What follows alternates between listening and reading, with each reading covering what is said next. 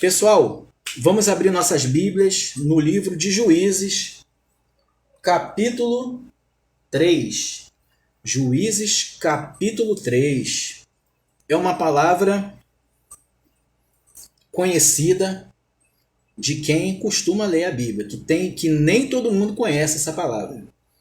Embora Juízes seja o mesmo livro que fala de Sansão, que fala de Gideão, mas tem muita gente que não conhece essa palavra que nós vamos falar hoje. Juízes, capítulo 3, a partir do versículo 12.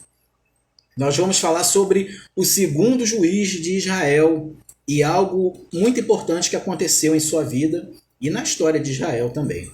Então vamos ler nesse momento Juízes 3, a partir do versículo 12. Tornaram então os filhos de Israel a fazer o que era mal perante o Senhor. Mas o Senhor deu poder a Eglon, rei dos Moabitas, contra Israel, porquanto fizeram o que era mal perante o Senhor. E ajuntou consigo os filhos de Amon e os amalequitas, e foi e feriu a Israel, e apoderaram-se da cidade das palmeiras. E os filhos de Israel serviram a Eglon, rei dos Moabitas, 18 anos. Então os filhos de Israel clamaram ao Senhor, e o Senhor lhes suscitou libertador, quer dizer, levantou um libertador. Eude, homem canhoto, filho de Gera, benjamita. Por intermédio dele enviaram os filhos de Israel tributo a Eglon, rei dos Moabitas. Eude fez para si um punhal, algumas traduções dizem uma espada, de 2 gumes do comprimento de um côvado, e cingiu-o debaixo das suas vestes do lado direito. Levou o tributo a Eglon, rei dos Moabitas. Era Eglon homem muito gordo. Tendo entregado o tributo, despediu a gente que o trouxera e saiu com ela. Porém, voltou do ponto em que estavam as imagens de escultura ao pé de Gilgal e disse ao rei: Tenho uma palavra secreta para te dizer, ó rei. O rei disse: Cala-te. Então todos os que lhe assistiam saíram de sua presença. Continua aí com a sua Bíblia aberta. Daqui a pouco vamos continuar a leitura desse texto. Senhor Deus, agradecemos a Ti pela leitura da Sua palavra e que ela venha, Pai, falar de forma viva e eficaz, como ela sempre fala aos nossos corações. É o que pedimos a Ti e agradecemos em nome do Seu Filho Jesus. Amém. Então a gente está vendo aqui um episódio quando os juízes estavam governando Israel. Deus era o rei, mas existiam os juízes, que eram ali os representantes humanos, ali do povo, que representava Deus no meio do povo. E o que acontece? Já havia tido ali 40 anos de paz, porque Otiniel, algumas traduções Otoniel, que foi o primeiro juiz, ele tinha desbaratado os inimigos e durante o que restou de vida para ele, o povo viveu em paz durante 40 anos. Então imagina um povo que já estava ciente de que se eles estivessem andando fora dos caminhos de Deus, acontecia algo ruim com eles. E hoje em dia a gente vê as pessoas que conhecem a palavra de Deus, as pessoas sabem o que Deus tem para cada um de nós, as pessoas conhecem um plano de salvação, as pessoas sabem do sacrifício de Jesus, mas muitas vezes as pessoas fazem como o povo, que parece que esquece o passado problemático e tenta voltar para ele. E a gente sabe o que acontece com a pessoa que volta ao seu passado problemático, como o próprio Jesus falou, aquela coisa de que o estado seguinte ainda é pior do que o primeiro. O próprio Jesus falou isso. Isso não é crendice, não é invenção de crente, não. Isso foi o próprio Jesus que falou. Então o povo, depois de ter 40 anos de paz, eles começaram a servir a outros deuses. Eles começaram a fazer coisas erradas. E então o Senhor permitiu que Eglon, que era rei dos Moabitas, se fortalecesse. Você vê que foi permissão de Deus. Deus fortaleceu Eglon para que Eglon agora invadisse Israel. Então você vê que Deus ele tinha um plano perfeito para o seu povo e às vezes a gente não entende os planos de Deus. O plano de Deus era perfeito. E o que Deus fez? Deus fortaleceu a nação dos Moabitas. Aí você pensa, Márcio, quem eram os Moabitas? Os Moabitas eram o povo que... Os Moabitas e os Amonitas, eles eram, vamos dizer, irmãos, eram povos irmãos que vieram da descendência de Ló, quando Ló fugiu de Sodoma, né, e a mulher dele virou estátua de sal. Se você seguir na história, você vê que as suas filhas o embebedaram e tiveram filhos com o próprio pai para poder ter geração. Não era para ter feito isso, mas elas fizeram.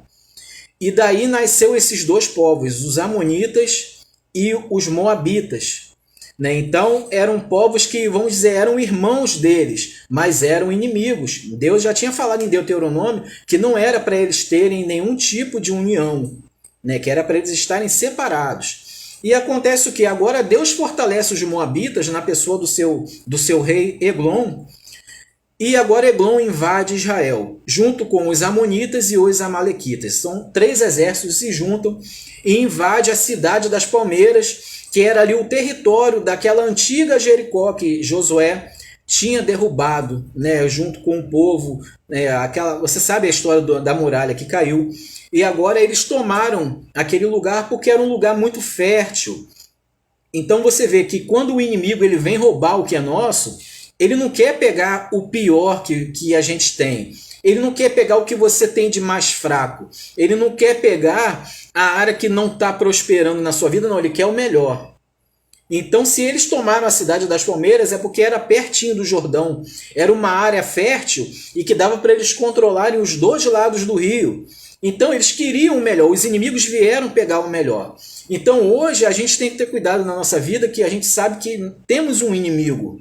Né? Esse inimigo, ele não é inimigo, ele não está preocupado, né? Ele não está lutando contra Jesus, contra Deus, não, porque ele já foi derrotado, ele luta contra os homens, a gente falou isso na live passada. E o povo agora estava sendo subjugado, né? O inimigo chegou, tomou o melhor que o povo tinha, e agora o povo passou a ser escravo de Eglon, que era o rei dos Moabitas. E agora você vê o seguinte, eles já estavam há 18 anos sendo escravos de Eglon. Se você ler nesse mesmo capítulo, um pouquinho antes, você vai ver que a servidão passada foi de 8 anos. Mas como o povo não teve jeito, o povo sofreu 8 anos e não aprendeu, agora o sofrimento foi maior. Isso é que é o perigo. Agora eles ficaram 18 anos servindo a Eglon, tendo que pagar tributos, e aí você sabe como é, se você não paga, você morre, e você tem que pagar o preço que ele achar que é justo, o preço que ele quiser. Você vê que na época de Jesus, os romanos dominavam ali a região, e eles tinham que pagar impostos. A gente viu a história de Zaqueu, que era cobrador, e ninguém gostava, porque ele sempre cobrava a mais. E eu creio que na época de Eglon acontecia o mesmo. Não tem porquê, né, ele ser justo com um povo que é escravo dele.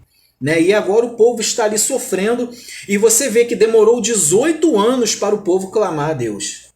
Né? Então tem pessoas que às vezes estão passando um problema e estão tentando resolver com a sua força, com o seu dinheiro, com o seu conhecimento, com o seu QI, né? Que hoje em dia a gente fala QI é quem indica. Né? As pessoas estão tentando resolver de qualquer jeito, mas não clamam a Deus. E o que vai fazer Deus, né, voltar, né, a atenção e te atender é justamente o clamor, o quê? Com fé. A fé é o que vai movimentar, né, o olhar de Deus, que vai movimentar o coração de Deus. Não é você chorar, não é você espernear, não é você bater de cabeça na parede, nada disso, mas é a fé. A fé é a certeza de você ter certeza de algo que você não está vendo. Isso é que é a fé. A Bíblia fala sobre isso. Né? Fala, em todos os livros você vê falando sobre fé. Em todos os livros você vê falando sobre Jesus. Às vezes explicitamente, às vezes implicitamente. Mas a figura de Jesus está ali. A figura da fé está ali. Então basta a gente clamar com fé. E você vê que o povo clama com fé, a ponto de Deus levantar um libertador. Deus vai e levanta quem? Eude. Mas aí tem aquele grande porém. Deus ele levantou um homem que ninguém dava nada por ele. Ele levantou um homem de uma tribo pequenininha, que era a tribo de Benjamim, e ele levanta um homem canhoto. Você ser canhoto naquela época era uma espécie de um desprezo. Você era uma pessoa desprezada.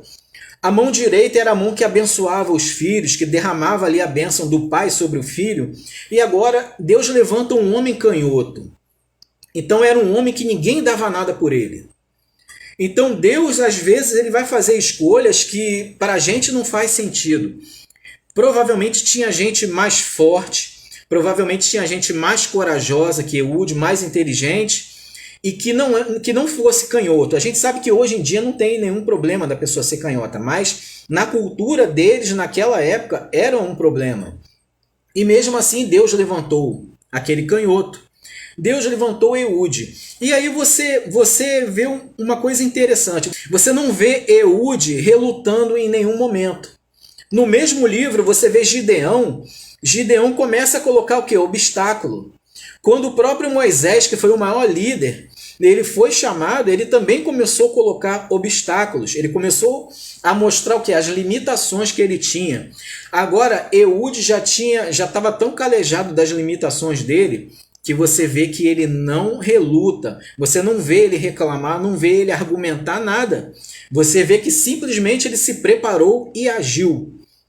Então, ele é uma pessoa que a gente pode se espelhar, porque às vezes você é o mais improvável da história. Às vezes, na sua família, você é a pessoa, vamos dizer assim, que até hoje, né? Vamos falar assim, você é a pessoa que mais se deu mal na sua família até hoje. Às vezes, seus irmãos são mais bem-sucedidos que você. Às vezes, todo mundo está num patamar elevado e você ficou para trás. Não importa o motivo. Pode ser erros do seu passado, ou pode ser, né, qualquer coisa que aconteceu. Foi uma escolha, mesmo que você tenha tido um passado limpo, mas às vezes você não aproveitou certas oportunidades. E agora você é o improvável da história. Né? Às vezes você está num lugar onde as pessoas têm muito dinheiro e você é o que tem menos dinheiro. E você acha que você ali, você não vale nada. E isso é o que? É o complexo de inferioridade. É a pessoa achar que todo mundo tem mais valor que ela. E isso faz com que a pessoa perca grandes o quê? Oportunidades. A pessoa fala assim, aquilo ali não é para mim, aquilo ali é para fulano, é o outro, mas para mim não. Eu não dou conta disso. E Deus, ele olha para você e ele vê que você dá conta e ele te chama. E às vezes você fica relutando. Eu falo você, mas eu estou me incluindo. Né? Eu já estou meditando nessa palavra há 2 dias. Né? Então, às vezes a gente fica relutando, às vezes a gente acha que a outra pessoa vai fazer melhor, que a outra pessoa é capacitada e que nós não somos. Mas Deus, ele chama, mesmo que você seja o quê? O improvável da história.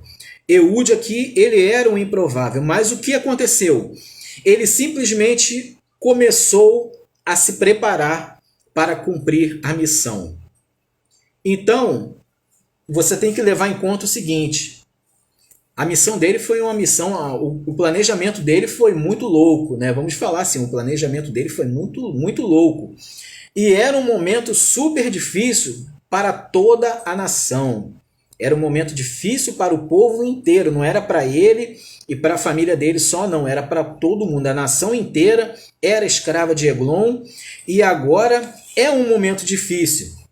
Existe um provérbio oriental, eu estava conversando com a Deise ontem sobre isso. Tem um provérbio oriental que ele fala assim, homens fortes criam tempos fáceis. Tempos fáceis geram homens fracos. Homens fracos criam tempos difíceis. E aí os tempos difíceis geram homens fortes e fica nesse círculo vicioso. Né? Fica um círculo que vai se repetindo. E agora eles estão o quê? No tempo difícil. E o tempo difícil costuma gerar o quê? Homens fortes. Você vê, né, se você pega a nossa geração de hoje, né, a geração dos jovens de hoje, é a primeira geração em que o QI dos filhos está abaixo do QI dos pais. Por quê? Porque os filhos não querem ler, os filhos eles têm informação maciça, né, de uma forma que eles não precisam caçar a informação. Tudo vem mastigado. E a gente sabe que quando vem tudo mastigado na nossa mão, a gente começa o quê? A se acomodar. Então você vê, eu estava conversando com as minhas filhas semana passada, falando para elas, olha, na época que eu tinha que fazer um trabalho de escola, às vezes eu não encontrava o que eu tinha que pesquisar em casa. E olha que aqui em casa tem muitas enciclopédias que minha tia mandava, enciclopédias, atlas, livros falando sobre os principais personagens da história do Brasil. Muito livro, muita coisa, mas às vezes a gente não achava. E aí eu e meus amigos da escola, a gente tinha que ir lá no Lavorão, perto do Clube Mauá, na biblioteca e torcer para ter a informação ali. E já teve dias que não tinha a informação no Lavorão. O que a gente teve que fazer? Pegar o ônibus e ir para a biblioteca de Niterói. Aí chegava na biblioteca de Niterói, a gente encontrava a informação, a gente tinha que pegar um papel e copiar do livro, a gente não podia tirar xerox, nada. A gente tinha que ir escrever numa folha tudo que a gente queria que estava naquele livro para depois vir para casa fazer o trabalho. Então nisso a gente saía de casa depois do almoço, chegava já estava anoitecendo. Aí eu falei para minhas filhas, hoje em dia é tudo tão fácil, você entra ali no site de busca, coloca o tema que você quer, você vai ver milhares de fontes falando, né, daquele assunto que você quer, você vai ter milhares de fotos, de imagens, você vai ter tudo pronto ali para você. Então, isso fez com que muita gente hoje se tornasse, vamos dizer, preguiçoso. Né? As pessoas não sabem procurar a informação, as pessoas leem uma coisa e não conseguem entender o que estão lendo. Então, você vê que são tempos, né, são tempos fáceis que fizeram com que as pessoas se tornassem o quê? Mais fracas. Né? Se você pega as pessoas de alguns anos atrás, as pessoas não viam barreira para nada. Hoje em dia, tudo é barreira. Né? As pessoas estão ficando mais fracas. E o que vai acontecer?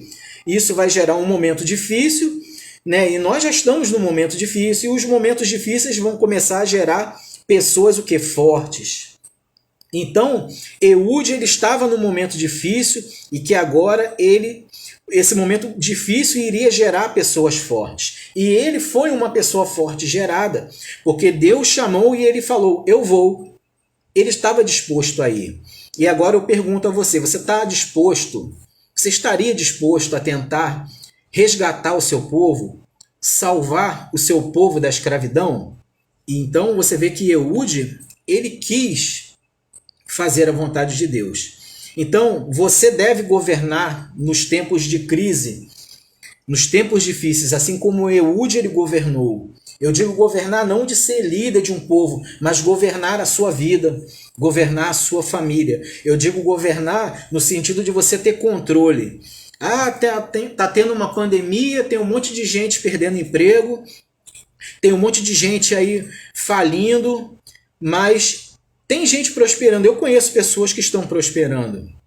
Eu conheço pessoas que estão em plena saúde. Eu conheço pessoas que estão governando.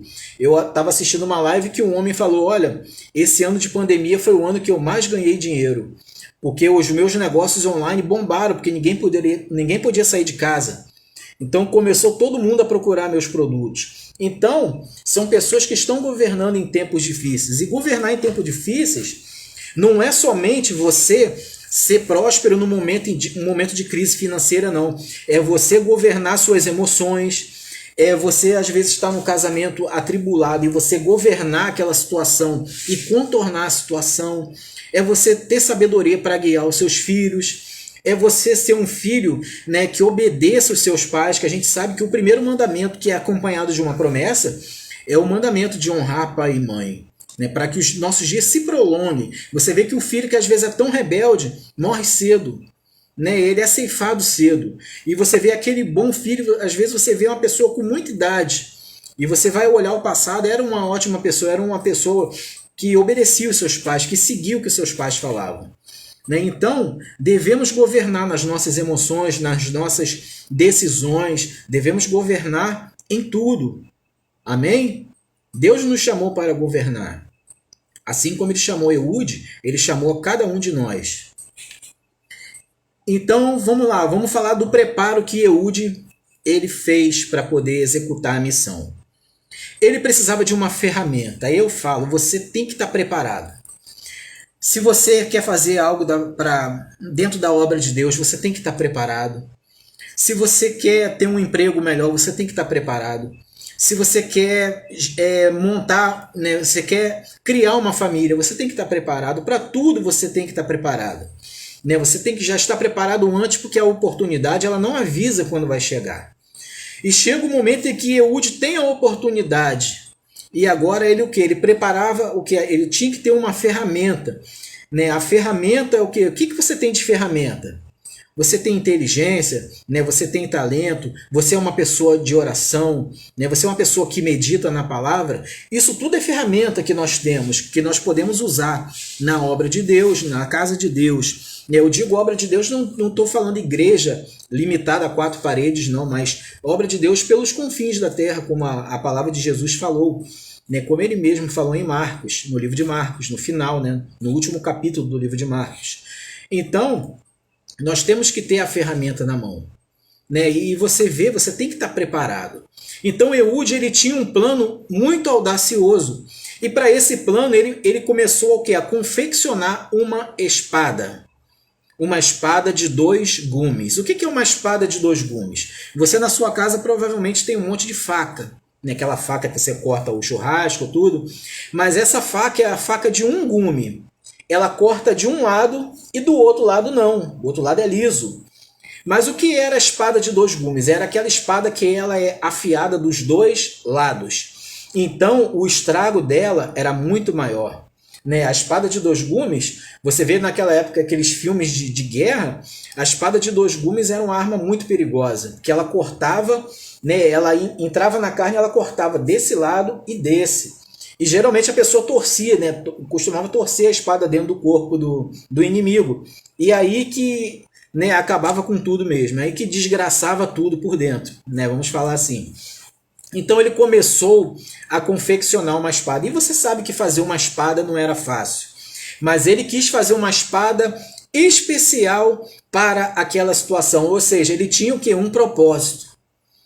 Ele traçou um objetivo, ele tinha um propósito e ele começou a gerar uma ferramenta que ia fazer com que ele, né, concluísse aquele propósito. Aí eu pergunto, qual o seu propósito de vida?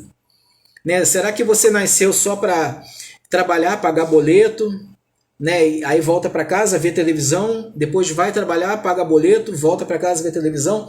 Será que isso é uma vida, né? Uma vida de foco, é uma vida de você ter ali uma meta, né? Será que é isso? Né, o foco, o objetivo, o propósito? Claro que não. Você tem propósito muito maior. Não importa aonde você vai agir, mas você tem propósitos maiores e você tem que estar o quê? Preparado. Tem que estar com a ferramenta preparada. E você vê o seguinte, a Bíblia fala que ele estava fazendo uma espada de 2 gumes. Aí você abre a sua Bíblia em Hebreus 4, eu vou ler aqui para você. Continua, não tira aí de Juízes não, Juízes 3.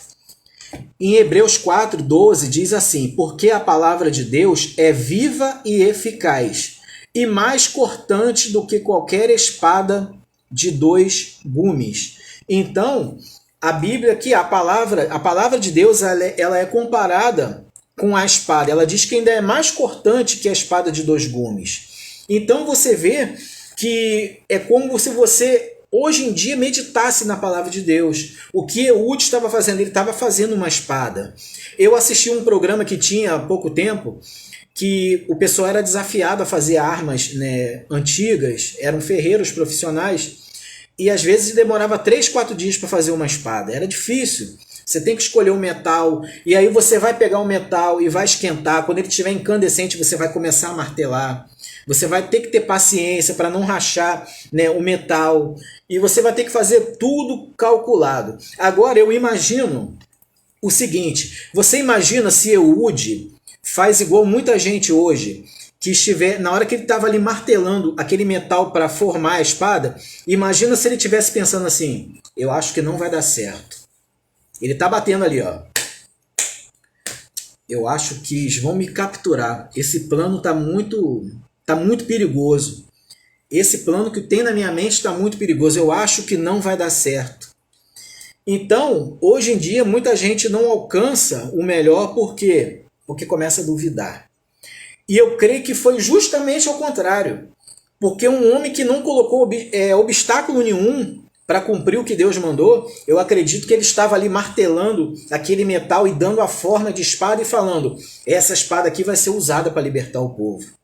Essa espada aqui vai fazer com que esses 18 anos de escravidão acabem.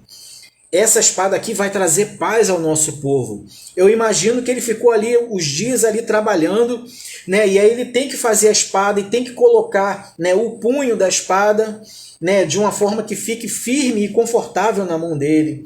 E daqui a pouco ele tem que polir aquela espada, ele tem que afiar. A espada tem que estar afiada, senão não adianta nada. Senão é como se fosse uma madeira, um pedaço de madeira, ela tem que estar afiada. E eu creio que enquanto Eude estava ali afiando aquela espada e preparando tudo, ele estava falando: vai dar certo. Deus vai comigo. Ele me chamou, ele me levantou, não tem como dar errado. E eu falo para você, Deus te levantou, não tem como dar errado. Não tem como dar errado. Você tem que afiar a sua espada. O que é afiar a sua espada? Meditar o quê? Na palavra. Essa aqui é a espada de dois gumes. Não adianta você se garantir em arma de fogo, não adianta você se garantir em arma branca, não adianta você se garantir em dinheiro, em inteligência, nada disso. Tudo isso é ferramenta, mas você tem que se garantir na palavra. Você tem que absorver o que está aqui e começar a usar na sua vida, todos os dias.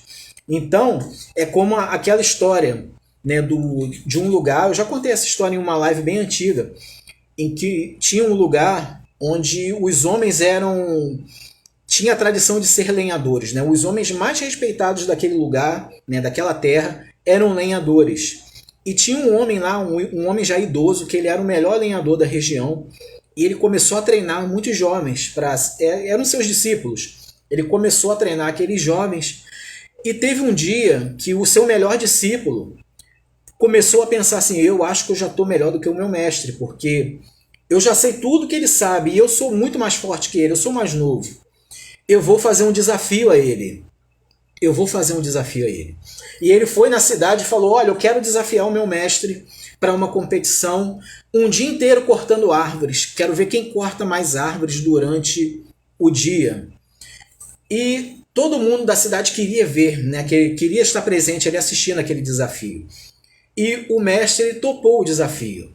E quando chega no dia do desafio, o jovem pegou o machado e começou a arrebentar tudo que era árvore que ele via pela frente. Muito rápido, cheio de técnica, fazendo um trabalho excelente. Aí ele parou e foi olhar o mestre dele. Quando ele olhou o mestre dele estava sentado. Ele falou assim: tadinho, já está tão idoso que não está mais aguentando. E ele voltou e cortou mais um monte de árvore. E ele de vez em quando ia lá olhar o mestre dele sentado. Ele falou: eu vou ganhar fácil. Para surpresa dele, quando terminou o desafio, o mestre dele tinha cortado muito mais árvores do que ele. E aí ele esbravejou, ele falou: não estou entendendo. O que aconteceu? Não estou entendendo. Eu cortei muita árvore. E eu olhava, eu vinha aqui te ver, todas as vezes que eu vinha te ver, você estava sentado. E como que você cortou mais árvore do que eu? E aí o mestre olhou para ele e falou assim: bem, todas as vezes que eu estava sentado, que você me viu sentado, eu estava amolando o meu machado. Então, não adianta você ter força, ter o melhor machado, se você não amolar o machado. Amolar o machado é você meditar na palavra, é você se aperfeiçoar no que você quer fazer na sua vida. Isso é amolar o machado, você tem que estar preparado. E agora Eude, ele tinha um foco, ele fez a espada, ele amolou a espada e ele mentalizou que ele ia vencer. E ele tratou logo de agir. Isso também é o que quebra muita gente, demorar a agir. Ele agiu rápido. Ele queria ver o povo livre da escravidão. Se Deus já chamou, então já é para hoje, já é para agora, não é para daqui a 500 anos, não. Ele já começou a agir. E o que ele fez? Ele tinha um plano maluco que tinha tudo para dar errado. Ele pegou aquela espada que tinha mais ou menos 45 centímetros e ele colocou ela presa na sua coxa direita, para ficar debaixo da roupa e ninguém ver. E ele foi com uma turma para o palácio do rei pagar os impostos, levar os impostos para o rei Eglon. E ele agora, ele chega lá, ele paga os impostos e ele manda o pessoal que estava com ele, todo mundo embora, e ele volta da onde ele estava para falar com o rei. Então isso também é uma lição para nós. Às vezes tem pessoa perto da gente que elas não vão poder fazer parte do nosso plano, porque senão elas vão atrapalhar. Você imagina se aquele povo, se Eude no caminho fala assim, pessoal, eu estou querendo matar o rei, o que vocês acham? O povo ia dar para trás, ia falar, você está maluco, você bebeu, aconteceu algum, você não está no seu estado normal. Né? Você tá acontecendo alguma coisa errada com você, Eude. Eu não estou te entendendo. Então aquelas pessoas não estavam prontas para participar com ele. Ele dispensou todo mundo e voltou sozinho. Por quê? Ele queria assumir a responsabilidade. Se Deus chamou ele para fazer o trabalho, ele queria assumir sozinho a responsabilidade. Imagina se esse homem, se alguém descobre que ele está com aquela espada ali. Imagina se aquele homem tenta matar o rei e não consegue. Como é que ele ia fugir de dentro do palácio do rei com toda a guarda dele sozinho? Tinha tudo para dar errado. A probabilidade de dar certo era mínima, mas ele foi o quê? Com fé. Porque eu falei, ele estava ali fazendo a espada e provavelmente, né, pelas atitudes dele, você vê que ele não estava mentalizando a derrota, ele estava mentalizando o quê? A vitória. E aí a gente parou no versículo 19. Vamos continuar aqui a leitura. Ele chega para o rei e fala assim, o rei, eu tenho uma palavra secreta para te falar. E aí o rei falou, não, então peraí, não fala agora não. Tem um monte de gente aqui em volta, não fala agora não. E aí no versículo 20, Eude... Então, quer dizer, no versículo 19, o rei mandou que todo mundo saísse de sua presença, que ele ficasse sozinho com Eude. Então você vê, olha só, quando você age com fé, as coisas começam a cooperar a seu favor. Eu sei que agora na mente de Eude ele pensou, eu não pensei que daria tão certo, que seria tão fácil. Eu estava pronto para lutar, eu estava pronto para correr, até morrer por isso. Mas eu estou vendo que agora as coisas estão se facilitando. Por quê? Porque ele foi com fé. E agora o rei espanta todo mundo e fica sozinho com Eude. No versículo 20, Eude entrou numa sala de verão que o rei tinha só para si, onde estava assentado. O rei estava sentado. Ele tinha um trono ali. E disse, Eude falando com o rei, tenho a dizer-te uma palavra de Deus. E Eglon se levantou do trono. Então você vê que é interessante que quando ele fala que a palavra é de Deus, Eglon se levanta para ouvir. Né? Ele se levanta para ouvir a palavra de Deus. Provavelmente Eglon era um homem que temia, né? Ele sabia dos grandes feitos do Deus de Israel.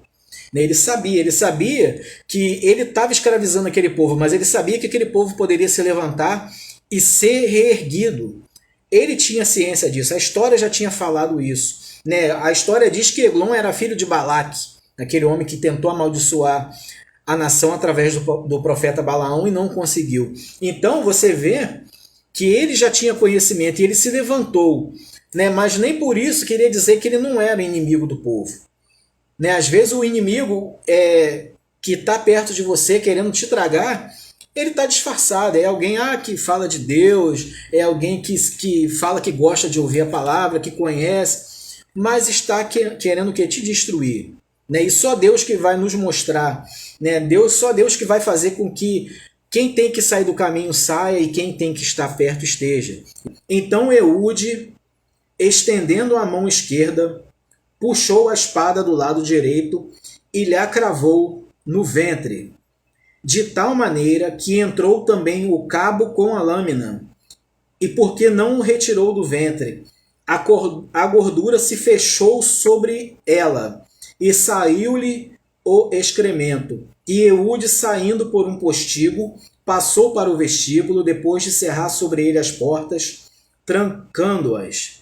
Então, olha só, foi uma coisa muito violenta que aconteceu. Então, eu quero dizer para você o seguinte, Eude estava com tanta fé de que era a hora da libertação, que o golpe que ele deu em Eglon foi tão forte. Eu acredito que na hora que Eglon se levantou, a Bíblia fala que ele se aproximou, eu acredito que ele deva ter colocado a mão direita por trás da cabeça de Eglon e aproximado, e ele puxou a espada com a esquerda e cravou na barriga dele com tanta força, que a Bíblia fala que entrou a lâmina, o cabo da espada também entrou na barriga de Eglon. né? E Eglon era muito gordo. E como ele era muito gordo, o que aconteceu? A gordura começou a sair e cobriu toda a espada. E Eude não pôde tirar a espada. E além da gordura, ainda saíram o quê? Fezes. Então você vê que o golpe fez sair gordura, fez sair fezes e tudo. E aquele homem caiu morto. E o que Eude fez? Saiu, trancou todas as portas e fugiu por uma janela. E aí o povo ficou do lado de fora, né? Você segue aqui na leitura, você vai ver, o povo ficou do lado de fora, achando que a conversa estava demorando muito. Aí falaram assim, provavelmente, né? Você vê aqui no versículo 24, provavelmente o rei Eglon está fazendo o número 2 lá, onde é fresquinho, que aqui é a sala de verão dele. Ele está usando o banheiro lá de trás, que é fresquinho, por isso que ele está demorando. O povo achou que estava demorando a conversa. E esperaram. Nisso, Eude já estava longe, ele conseguiu fugir. Então, você vê, eles ficaram esperando até um ponto que acharam que estava demorando demais. Agora, tem também a possibilidade deles acharem que ele estava fazendo o número 2 lá dentro por causa do cheiro das fezes que saíram. Às vezes o cheiro estava indo lá fora, a gente não sabe, né? Então, aqueles homens abrem a porta com a chave. Quando abrem, veem Eglon morto. E quando eles descobrem que Eglon está morto, imagina o baque que deu aquilo neles. Eude ele toca a trombeta nas montanhas de Efraim. O povo vem com ele para a batalha. Eu imagino ele mostrando a mão cheia de gordura e de sangue de Eglon. Aqui, ó, Eglon está morto. Agora é a nossa hora da libertação. E eles agora descem, e a Bíblia fala que eles mataram 10.000 homens valentes de Moabe. Eram 10.000 guerreiros, não era 10.000 pessoas do povo que pegaram uma arma para lutar, não. Eram 10.000 homens de guerra. E eles se libertaram daquela escravidão e tiveram 80 anos de paz. O dobro do que aconteceu na época de Otoniel, que foi 40 anos. Agora eles tiveram 80 anos de paz. Então eu quero dizer para você o seguinte: você pode ser um improvável. Você pode estar com um plano doido na sua cabeça. Mas ponha esse plano em prática. Às vezes Deus te chamou para algo e você fala, não é possível que Deus está me chamando para isso. Deus chama sim. E Ele sabe que você é capaz. Se Ele te chamou, é porque você é capaz. Se Ele te chamou, é porque Ele já te levantou. Eu não vou dizer que Ele vai te levantar, não. Ele já te levantou. Pode ser que ninguém esteja percebendo, nem você mesmo, mas Ele já te levantou. Como eu te falei, Deus ele olha hoje para você e Ele vê o que você é diante dele, não o que você vê no espelho, não o que as pessoas veem e falam a seu respeito, mas o que Ele vê de você. Isso é o que Ele vê. E assim que você deve agir, como uma pessoa eleita de Deus, um escolhido de Deus. E eu sei que os tempos difíceis vão passar, né? Não fique acomodado com um tempo difícil. Não fique acomodado. Você pode estar num tempo difícil, mas o tempo difícil tem a hora de acabar. Tem a hora de vir a paz. E foi assim que aconteceu com o povo. E agora o povo era um povo livre novamente. E 80 anos eles viveram bem por causa do homem canhoto, do homem desprezado, do homem improvável que obedeceu à voz de Deus. Então, quero dizer, se você é um improvável, mas se você obedecer à voz de Deus, grandes coisas vão acontecer na sua vida. Não tem como não acontecer. Amém?